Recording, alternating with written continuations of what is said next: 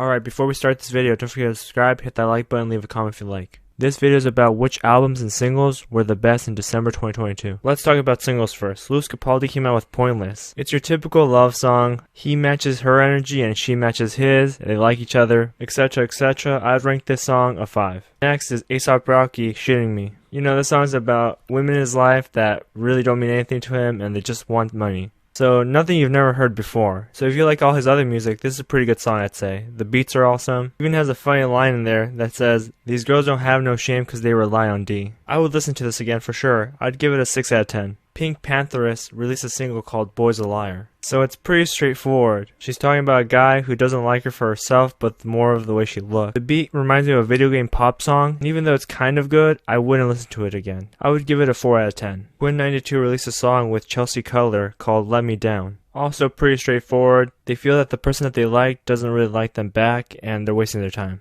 And it's very real, the lyrics that they say. They said, "I spend my paycheck to see you." Because living in New York is not cheap, and if you don't make that much money, then what a waste.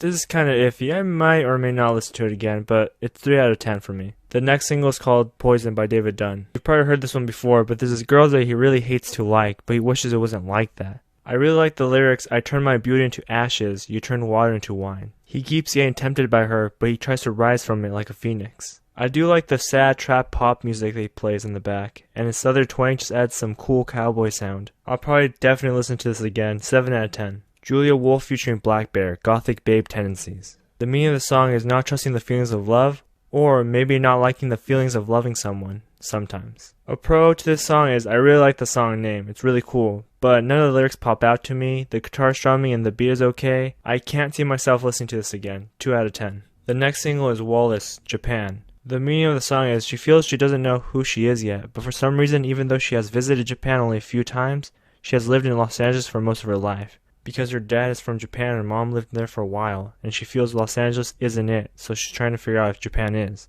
None of the lyrics pop out to me specifically, but I really like how she's passionate about her heritage. I'm indifferent about the guitar and the violin music in the song. I probably won't listen to this song again, but it's a 5 out of 10. The next single is by Parker McCollum, Stoned. The meaning's very apparent. When a girl leaves you, it sucks. I would categorize the song as country rock. His country voice makes me feel like I'm driving a truck with my dog and I'm driving towards nowhere, thinking about the girl, and I'm crying. I would definitely listen to the song again, 8 out of 10. Paramore, The News. I think the meaning is people talk shit online and you don't want to see it, so you turn off your screen, but at the same time you're interested in knowing what people have to say about you. I like that it sounds like their older songs, but the lyrics are too repetitive. Well, now I'm sounding like the person in their song, 4 out of 10. I will probably not listen to this again. Gorillaz, Skinny Ape. Meaning? I don't know. But I think, if I were to guess, it would mean that they're planning on making different type of music that you may or may not like, or they're going to quit. I really don't find the song catchy. Maybe the more I listen to the song, I will. But for now, it's a 4 out of 10. Next single is Weezer, I Want a Dog. The meaning, he wants someone to be open with him and love him. I didn't find any of the lyrics interesting. He keeps saying the same lyrics over and over again. But I did like the guitar and how strong it was in the chorus. So I would give it a 4 out of 10, wouldn't listen to it again. The next single is Samya, Pink Balloon. The meaning is, we don't like each other anymore, but we're trying to make it work. I like how she isn't afraid to say what is on her mind. But for me, the nasal she uses when she sings her star notes comes off irritating. So all in all, I'd say it's a 4 out of 10. The next single is Subtract featuring Layla, Forward. I like the melodic feeling and chill vibe it has, but at the same time, it can get very anxious and open. For now, it's a 6 out of 10 because I like it, but there's not much to judge besides the melody and the beats. Maybe I'm just not the right person to judge this song.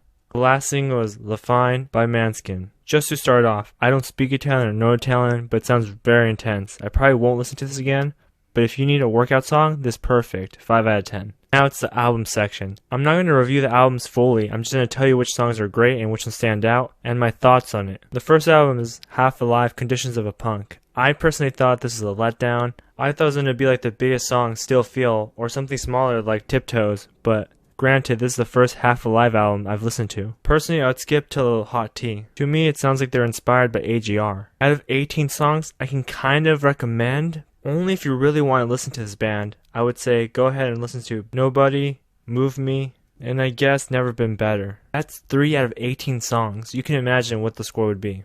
The next album is Noah Cyrus, The Hardest Part. So the meanings behind this album, there's a lot of, if you're going through a bad breakup, this would be great. Hard times accepting aging, stuff like that. I would recommend I Just Want a Lover Every Beginning Ends, and My Side of the Bed, and the bonus songs are really fitting to her country aesthetic. The next album I'm about to talk about is a very obviously great album. It's overly praised, but for a good reason perhaps. SZA's SOS. This is one of those albums that you move your head up and down, side to side while snapping. There's too many good songs on this album to even recommend, so I'll just say go listen to the whole album. But if you really want me to say a couple songs, I'd probably have to say Kill Bill, Low, Blind, and Special. Before anyone says anything, this album just might not be for me. A Boogie with a Hoodie, I would say it's not that good. I would skip this album, but if I had to choose a song that's okay, I would say Money Conversations. And the last album is Oliver Tree's Cowboys' Tears Drown the World in a Swimming Pool of Sorrow. Again, not the best album I've heard by Oliver Tree. I feel that this album in particular is not for me. I feel that if I was in middle school and I just broke up with my first girlfriend and I feel really down bad, this would be my favorite album. This album has 24 songs, and I only liked one. That's a new world record. And I don't count Cowboys Don't Cry because that's overly advertised. Which of the 24 songs would I recommend? I would recommend Replacement. And that's it. You could probably imagine what I think about this particular album. Let me know if there's any singles or albums I missed in December 2022, and describe to me why you think the album or single is great. Alright guys, that's it. Peace.